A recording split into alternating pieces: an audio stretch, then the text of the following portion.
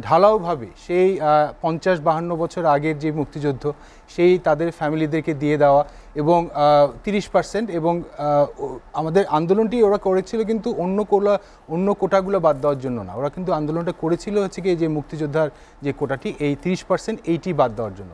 এবং ২০১৮ সালে কিন্তু সেই তারা মানে সবই বাতিল করে দেওয়া হলো, কিন্তু এখন আবার বললো যে না ওটা ফেরত আসছে।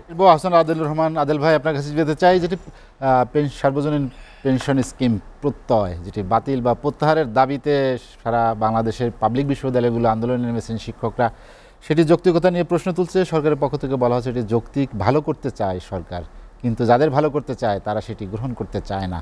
কেন এই অবস্থা? ধন্যবাদ আপনাকে, ধন্যবাদ আমার দুই সহ আলোচক এবং লেট এডিশনের দর্শকদেরকে সালাম ও শুভেচ্ছা। না, এটি যদি যারা আন্দোলন করছে এবং যারা এটার জন্য এফেক্টেড তারাই তো বুঝতে পারছে যে এটা তাদের জন্য ভালো কি নয়। তবে একটা জিনিস সত্য যে এইটা আজকে আমাদের বিরোধী দলের নেতা জি.এম. কাদের সংসদেও বলেছেন এটা, যে এটা হচ্ছে গিয়ে আস্থাহীনতার অভাব। মানে এত আমাদের চারিপাশে সরকার বা রাষ্ট্রযন্ত্রে আমরা এত লুটপাট দেখছি যে এখানে আবার যে টাকা আমার কাছ থেকে কেটে রাখবে এবং সেই টাকা যে আমি আবার রিটায়ারমেন্টের পরে ফেরত পাবো, এই বিশ্বাসটি আর কেউ করতে পারছে না।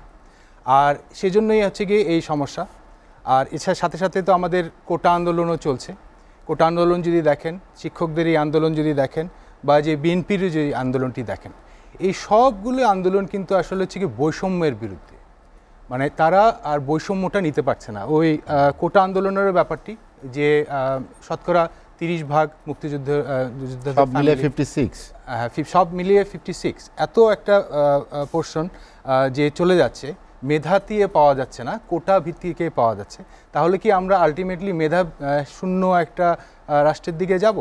কারণ এই আমাদের সংবিধানে আছে যে আমাদের ওই পিছিয়ে পড়া জনগোষ্ঠীর জন্য কিছুটা কোটা রাখা দরকার, এবং এটা অবশ্যই দরকার, এটা খুবই প্রয়োজনীয়। কারণ যারা পিছিয়ে পড়া, দূর দূরান্তে থাকে বা যারা আসল সুযোগ সুবিধাটা পায়নি, তাদের জন্য নর্মাল স্ট্রিমে এসে সবার সঙ্গে কম্পিট করাটা খুবই ডিফিকাল্ট।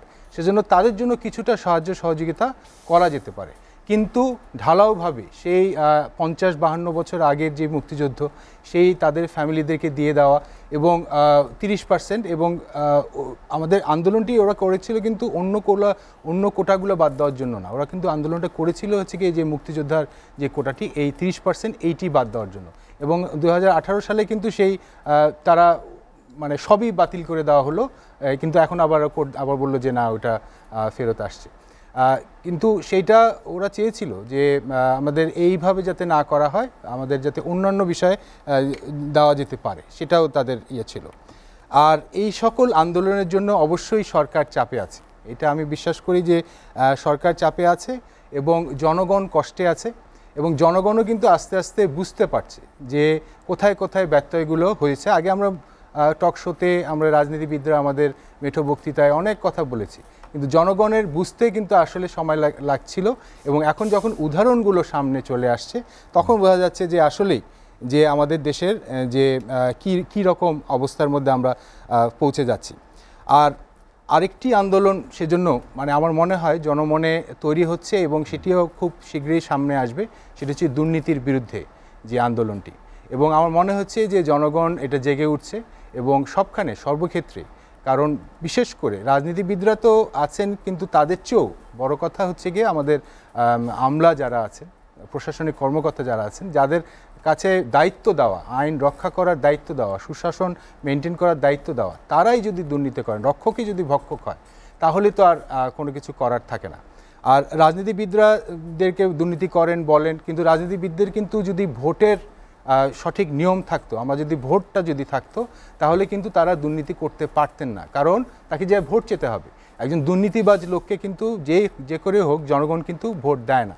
সেজন্য একজন রাজনীতিবিদ যদি দুর্নীতি করলেও সেটা উনি মাঠে রেখে আসবেন, মাঠের নেতাকর্মী জনগণের স্বার্থে ব্যয় করবেন, অথবা মানে করবেনই না, কারণ তিনি জানেন যে যদি তার রেপুটেশন খারাপ হয় তাহলে সে আগামীবার আসতে পারবেন না।